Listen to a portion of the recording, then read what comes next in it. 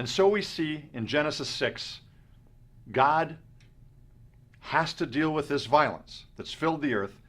And in essence, what God does is he steps back and allows the flood waters to come and inundate the sin and the rebellion that has taken over the earth. This is really important to correlate what happens in Genesis 6 with what happened in Genesis 1. Remember in Genesis 1, God came into the waters of the deep that were covering the earth, and he, by his power of his word, pushed them back, right? It separated the waters to give dry land and a place for humans and animals to live. All God has to do when it's judgment now in Genesis 6 is God just steps back, so to speak, and allows the flood waters to return to where they'd been. What this is an act of decreation. God creates in Genesis 1, he decreates in Genesis 6 in response to the rebellion and the sin and the broken covenant. But instantly, God begins to dry out the land again, and God allows dry land, place for the animals, for Noah and his family to finally emerge from the ark. Now, how was it that a few humans made it through the flood? Well, the text says in Genesis 6 that God saw one man, Noah, who was righteous, blameless in his ways. In other words, this man trusted God. Here's what God does. Whenever sin grows and takes over the human family, as it's always trying to do, through the scriptural story, what God will do is he'll find another faithful person, and he'll begin to work with that person, taking them and starting to move outward, embracing their family, embracing their people. Hopefully, he wants to throw his arms in a giant bear hug around the whole world. This is always God's heart. He looks for seeds of trust, seeds of faithfulness in order to rebuild another covenant that will eventually embrace the world. And so with this man, Noah. Once the flood has receded, once Noah has come out of the ark with the animals that God has preserved, notice God's heart for the animal kingdom as well as for humans. Now God makes a covenant. This is our second covenant now. The first in the garden, here the second one, the covenant with Noah. And here's the promise. Interesting covenant. God just blesses the earth and even the animals, it says, by promising that never again will the floodwaters inundate all life. Never again. Now, that doesn't mean there won't be, a local flood in a city here or there, but God promises that never again will the earth be destroyed in this way. Not only that, but God adds to that promise a second promise. He promises that the cycles of nature will stay regular and dependable. Day will follow night. Springtime will follow winter. The cycles of nature are something that humans can depend on. Now, this might not seem like a big deal to us because we have calendars and we know that April and May follow January and February and March. But in the ancient world, where you sometimes wondered whether spring would actually come again once the dead cold of winter set in, this was a big deal. We know that many cultures would actually sacrifice to their gods to bring the spring rains again, to bring planting season again, sometimes even sacrificing their own children to get this to happen. And what Yahweh God shows us is he's giving this as a gift to his people. He doesn't demand sacrifice in order to bring the blessings of rain and spring and crops. It's just out of his goodness and his heart, he covenants and promises that the cycles of nature will stay dependable. As God speaks this covenant terms, notice, in this covenant, it's only God making promises. He doesn't demand anything for these promises to happen. These are unconditional promises of loving, other-oriented God towards his people. And as he speaks these covenant promises, he then says to Noah, and this will be the sign of the covenant between me and you, between me and all people, between me and the animals even. This will be the sign. Every covenant has a sign. The sign is, God says, I will set my bow in the sky. Now, what's the sign of the Noah covenant? Of course, you and I think the rainbow, because that is what the sign is. But let's remember that the word bow there, when God says, I will set my bow in the sky, most likely refers to a bow and arrow, a weapon of war. What God is saying is that he's going to take his weapon of war, his bow and arrow as it would be represented in the ancient world, and is setting it away from himself in the sky. So that, these are God's words, so that when I look at it, God says, I will remember the covenant I've made with you, and I will never again flood the earth in this way. Since God's the only one making promises, God's the only one that has to have a sign to remind him. Now again, God's not forgetful. The point is that it helps us remember God's faithfulness when we see that rainbow. But the idea is that what God's setting in the sky is his weapon of war, which in the ancient world was a sign of peace. If you take your weapon and put it away from yourself, your hands aren't on it. It's a symbol of being not at war, a symbol of peace between God and humanity and the earth now. Interestingly, the way God set it in the sky, as some ancient Jewish commentators noted, was it's in a bowed position, almost as if the bow is drawn back and an arrow in it. When you think about the bow on the horizon, when you see a rainbow, it's in a bowed position. If you kind of filled the picture out, you'd have a string going down, being pulled back, and an arrow facing up. Some ancient Jewish commentators speculated that perhaps this represents that God's weapon of war, his bow and arrow, is pointed back up at him, a symbol of covenant love and faithfulness, saying, let my own weapon of war be used against me if I break this covenant. Interesting speculation on the part of some ancient Jewish commentators. In any case, we know that this is a covenant sign that when we see it, reminds us of the trust we can have in God. Do you see this theme coming back? The original rebellion was lack of trust in God. God calls us time and again to simply trust my character and my love and my promises to you. We're going to see when we get to Jesus that this is what he asks of his disciples. Trust, faith, putting our complete confidence in the character and the love of God. Things move fairly quickly now from the story of Noah, the flood, the covenant, to Genesis chapter 11. Here we find what we usually refer to as the Tower of Babel. Let's remember this Tower of Babel was actually a temple tower. It was most likely what we call a ziggurat, an elaborate temple structure that was used to worship gods, pagan gods in the ancient world. Most likely, we're being told here that as these people were building this Tower of Babel, a ziggurat was a tower that had a staircase, a winding staircase often, that would take people up to the top.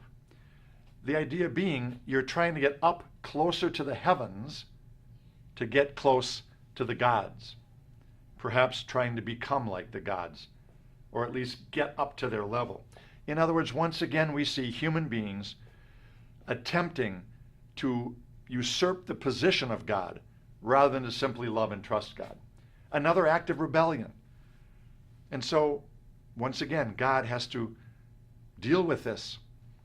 And it says in the text that God causes many languages to emerge now among the people, and confusing their languages such that they couldn't work together in their rebellion against God. Almost as if God is sort of separating human beings into different cultures now, so that there'll be sort of a diffusion and a lessening of the cumulative power of sin and rebellion.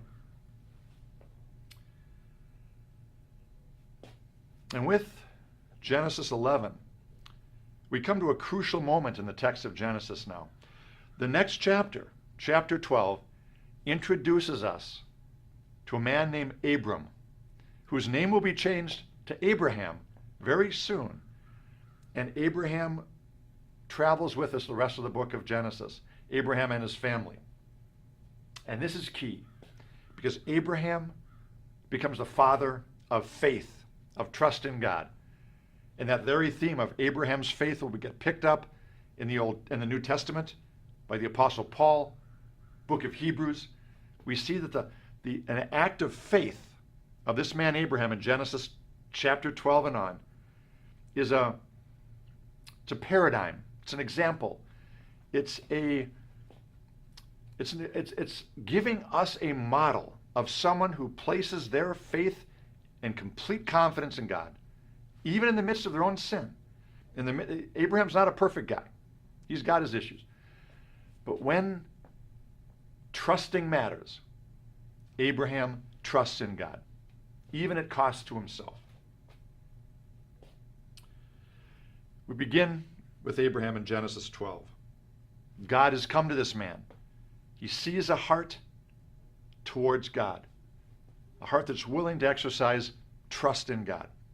He comes to this man and says, Abram, I'm calling you to leave the land you're living in. Where he was living was ancient Babylonian or Sumerian area, over in modern-day Iraq, most likely, a city called Ur. And God calls him to leave Ur and to travel the Fertile Crescent, the ancient Mediterranean world, to travel the Fertile Crescent all the way to the Mediterranean, to what today we call the Promised Land, the land of Israel. Now God says, in doing this, I'm calling you to leave your land, your clan, and even your wider extended family. Now he'll bring his wife and kids, but God is calling him to leave everything he knows, to trust God on this journey to come to this promised land. God says, when you do this, I will do 4 things for you. And now we see the covenant promises to Abraham. Here's the promises. I will make you a great nation. Now, in the ancient world, in our world, if you're going to have a great nation, you need 2 things: people and land. So what God is saying is, I will give you many descendants, and I will give you a land, a parcel of land that will be yours. That's how you have a great nation. Then he says, I will bless you.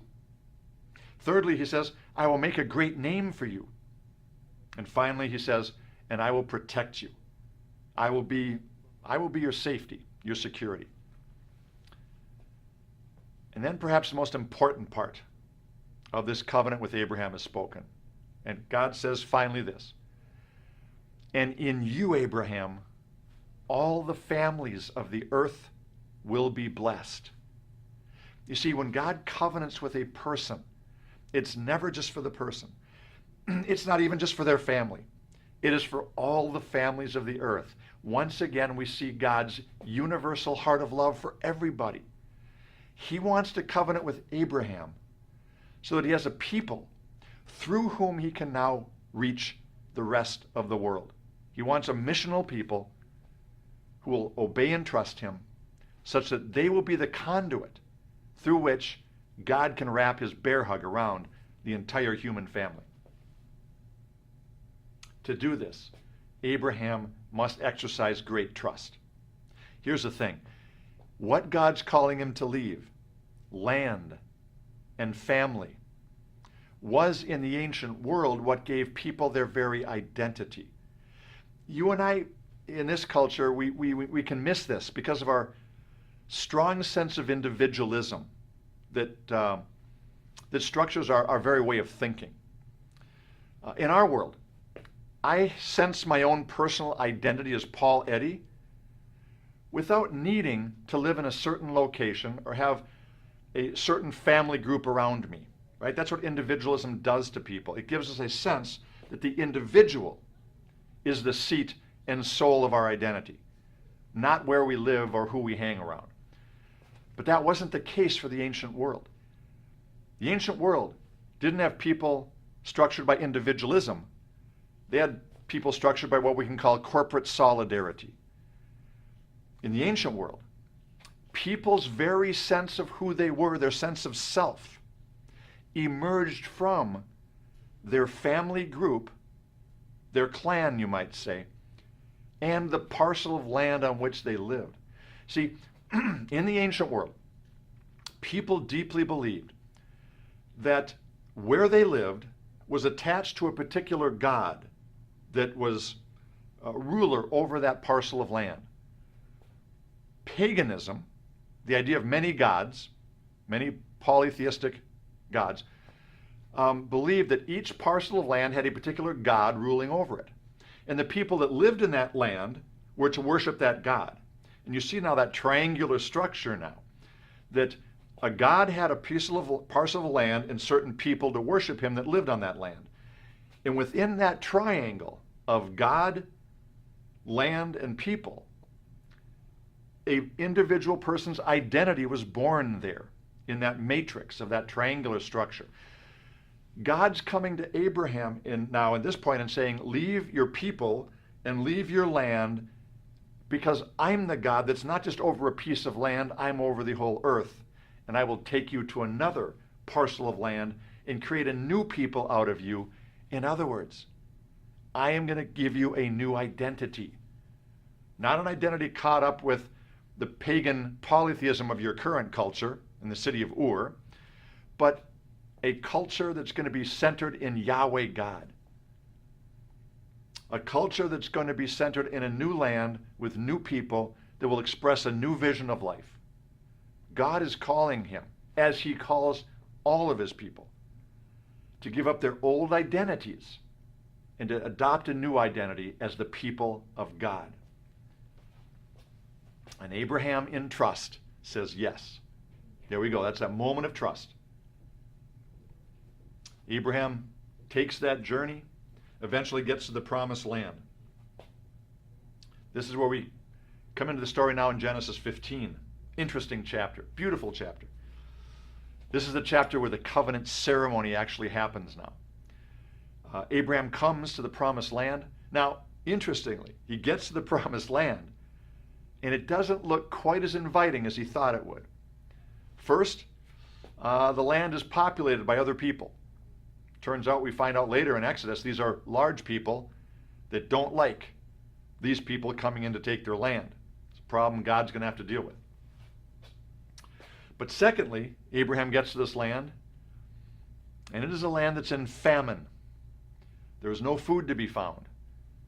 So think of Abraham's predicament here. He trusts God by giving up everything he knows, just trusting in God's promise of the future, this place to live, these descendants.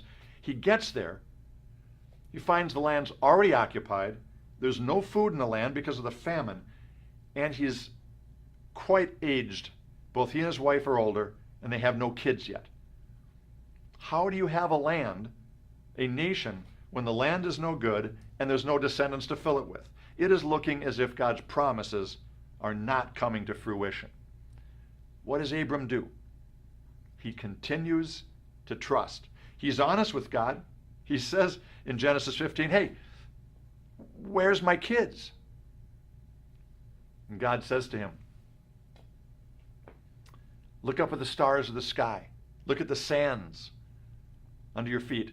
Your descendants will be more numerous than any of these. And at one point it says, and Abram trusted God again. In a beautiful verse in this chapter, it says that Abraham's trust, his faith, was counted by God as righteousness. Now, this theme of faith as righteousness is going to be picked up by the Apostle Paul and other New Testament authors. It's absolutely key to understanding the whole meta-narrative of God. Righteousness means this. It means rightly related. It means keeping covenant. It means loving God. It turns out that our most fundamental act of covenant keeping with God is simply trusting in God's character and his promises towards us, not wavering. Now, it doesn't mean we won't have moments of doubt. Abram had moments of doubt. That's why he asked God, where's my kids? But remember, doubt is not the same thing as unbelief. One is a matter of the head, where you can look around you and see situations that don't seem to line up with what God promised. In those moments, God's heroes of faith have always been honest with God.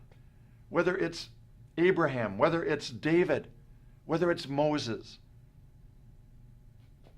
I think we can say whether it's Jesus himself, hanging on the cross, saying, Father, where art thou? Why have you abandoned me? Faith is a matter of the heart orientation towards God. Doubts are questions that can come to the mind when it seems as if God's promises aren't being fulfilled. Here's the deal. We can deal with doubts by turning to God and asking questions, having conversation, even hard conversations. God never, through all of Scripture, rebukes people for honestly expressing concerns and doubts. What he asks is that even in the midst of doubts, wrestling with tough questions, you keep your heart tender and your relationship focused on trust. And it is possible to choose to trust even in the midst of questions and doubt.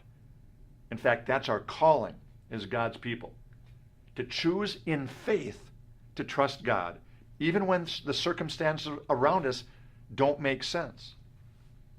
Sin and rebellion is when we let the circumstances to harden our heart and refuse to trust God, pull back on that trust, call him a liar, as the enemy did. Absolutely crucial distinction.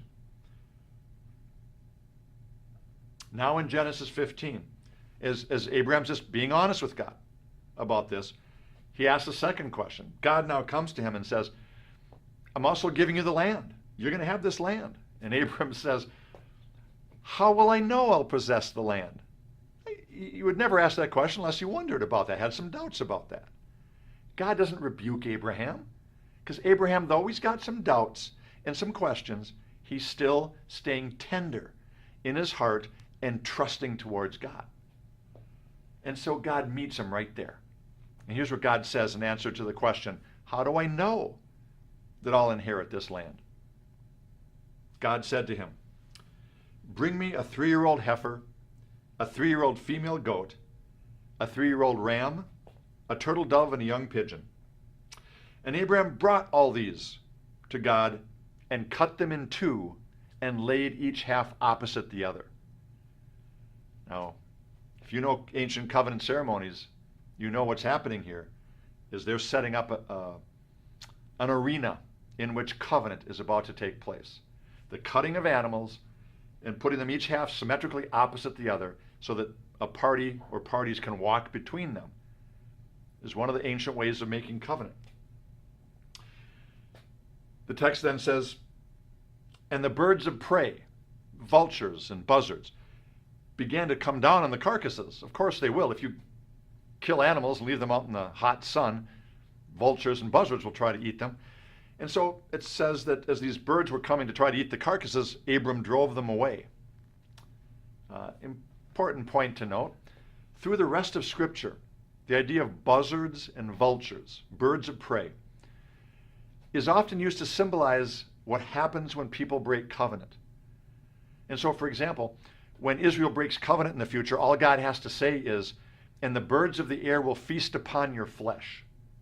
Now, God's not being morbid. He's simply tying this notion of animals who've been slaughtered, who represent covenant breaking, to real people who break covenant. It's a metaphor.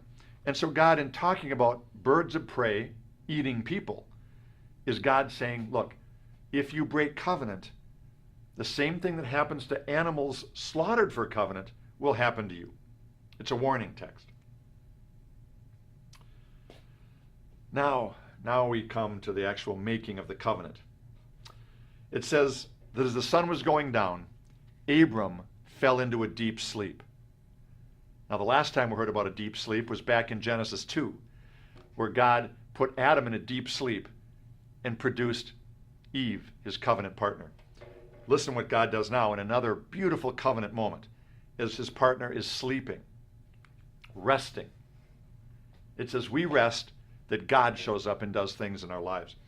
God said to Abraham, as Abraham's sleeping now, so apparently either in a dream or a vision now, Abraham is experiencing this.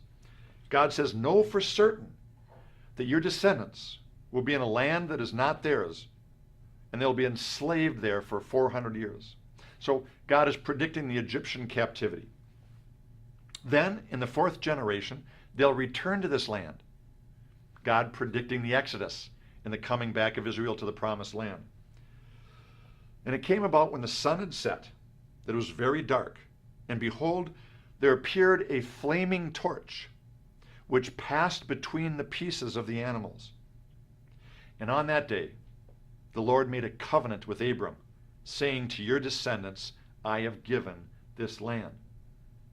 Abram, I know you don't have any descendants, and you don't own the land yet. What I'm telling you is, there will be descendants, and you will have the land, and I am making this covenant with you so that you can trust in that. How does God respond to Abram's questions and doubts? He doesn't rebuke him. He comes in covenants with him. Now Abraham has something to stand on. And the beautiful thing about this covenant is the human partner, Abram, is sleeping while God passes alone between the pieces. You really can't have a greater demonstration of unconditional covenant love than in the moment in which you're making the covenant with somebody, you let them rest while you walk through the pieces of the slaughtered animal, saying, if I break this covenant, let this happen to me. But not asking that of your partner. This is a crazy love, right? This would be like two people on their wedding day, one of them saying to the other, look, I'm going to set a cot up for you at the front of the church here. I want you to take a nap during the vows section. I'm going to promise my life to you, for better, for worse, for richer, for poorer, in sickness and health, till death do us part. But I'm going to let you sleep so that you don't have to make the same promise to me. I'm just going to trust you. Radical covenant love, and that's the love our God shows not just to Abraham, but through Abraham to all the earth. That's God's covenant heart. He comes, he makes the covenant, he's willing to die in our place. Sound familiar? Yes, it does. Because that's exactly what God ends up doing in Jesus Christ centuries later. God makes his third covenant now, his covenant with Abram. In the very next chapter, Abram decides to get clever. Not good. In chapter 16 of Genesis, Abram starts thinking about, well, look, this whole promise of God hinges on me having descendants. I'm getting older. My wife Sarah's older. So I know, here's an idea. I'll take my wife Sarah's handmaiden, her servant, Hagar, and I'll have sex with her. Now, this sounds a little crazier in our day than it does in theirs. In their day of age, in the ancient world, when a wife was barren, couldn't have kids, it wasn't unusual that she would allow almost a surrogate to step in and bear children for her and her husband. But still, God had made it very clear to Abram and to Sarah that the promised child, the covenant child, would come from them. Abram decides to step in and help God out and ends up having sex with Hagar. She bears a son named Ishmael. Abram thinks, hey, here's my son. God eventually shows up and says, no. You've just produced two families now. Interestingly, the lack of peace in the Middle East today, the tension between the Arab tribes and Arab peoples and Israel, the Jews, they themselves today trace that two-family lineage and the tension between them back to Abraham. The Arabic tribes and peoples coming out of Ishmael's line, and the Jewish people coming out of Isaac's line. Not surprising, therefore, in the next chapter 17, when God turns up to finalize some of the covenant elements, particularly picking a sign of the covenant, God tells Abram that the sign he's choosing for this covenant is circumcision. I think people have often wondered, probably the Jews themselves, why would God choose that sign as the sign of a covenant? I think when you look at chapter 16, it's kind of clear. It's as if God is saying, Abram, I promised you I would take care of producing your children. You thought your ingenuity and your own human wisdom would have to be necessary. No. I could cut off the very biological means of making children. Right? I think that's what circumcision symbolizes here. I don't even need your male parts. I'm God. I can bring my promises to fulfillment without you having to step in and getting clever.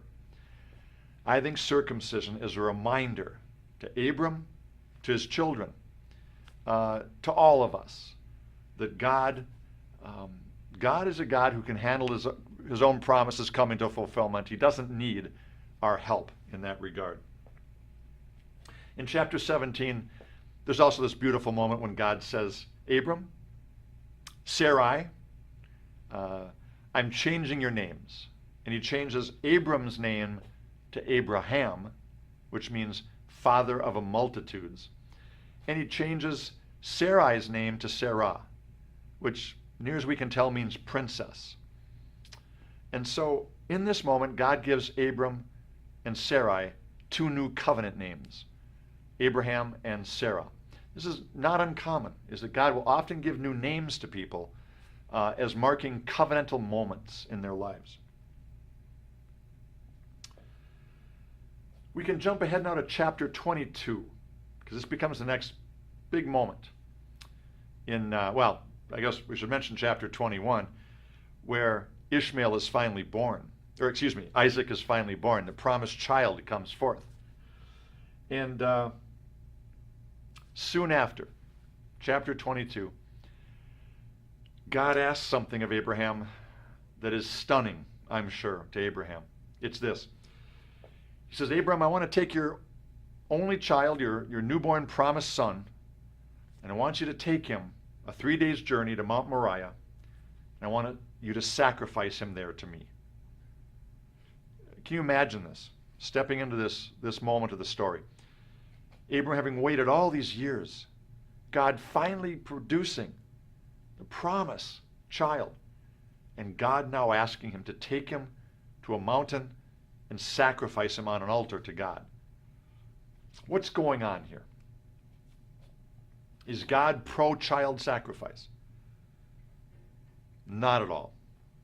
I think what we can say is in this moment, God is doing a couple things with Abram. One, he's helping ensure that the gift he's given Abram, or at this point Abraham, is not an idol.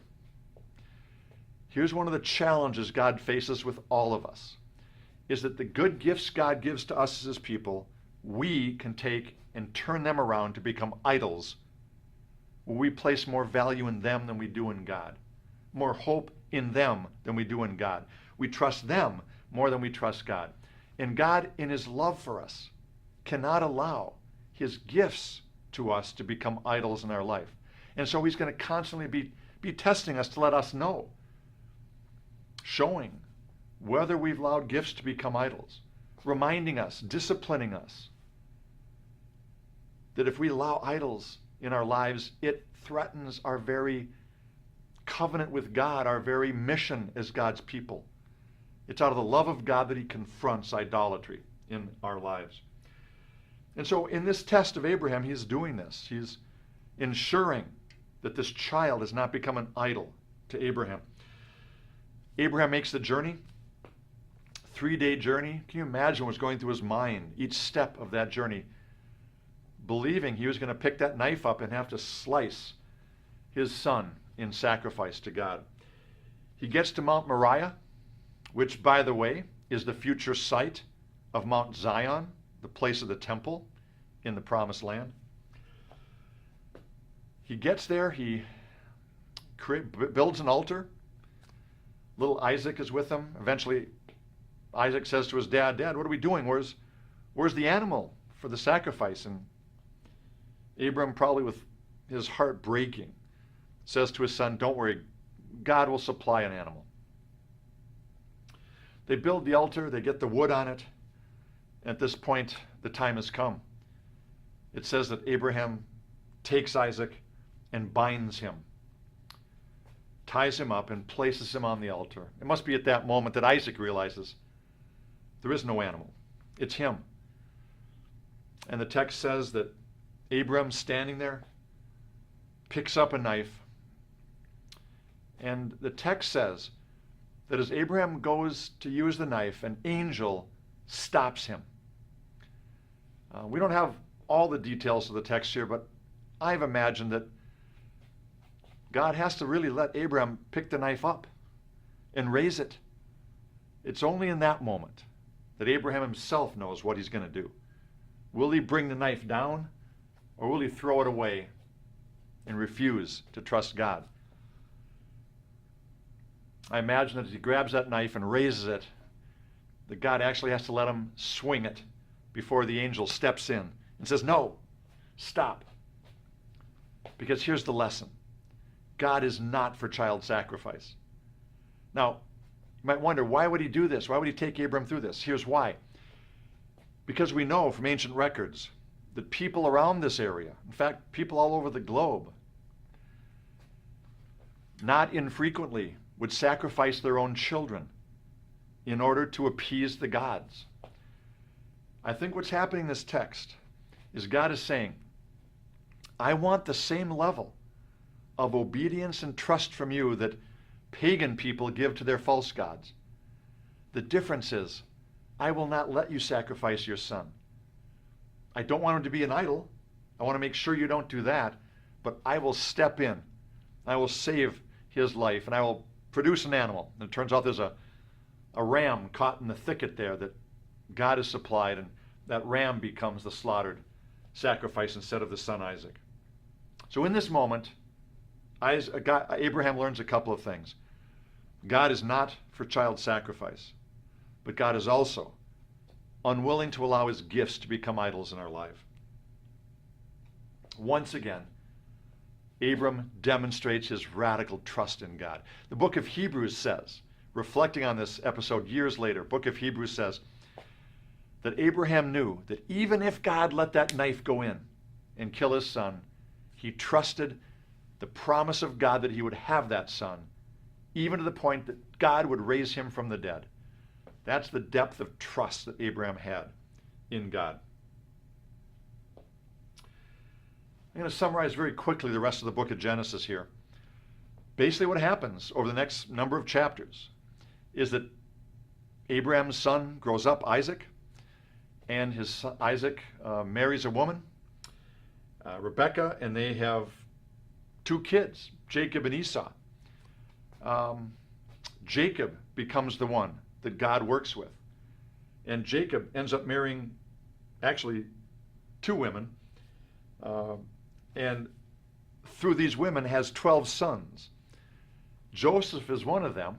Joseph eventually makes his way through some intrigue and really some underhanded dealings by his brothers being jealous and selling him to some slave traders, makes his way to Egypt, where God ends up using him there to be a place of safety when famine in the Promised Land forces Abraham's family to flee to Egypt. Well, there's the son waiting, who's actually in a position of authority and power and is able to protect them there.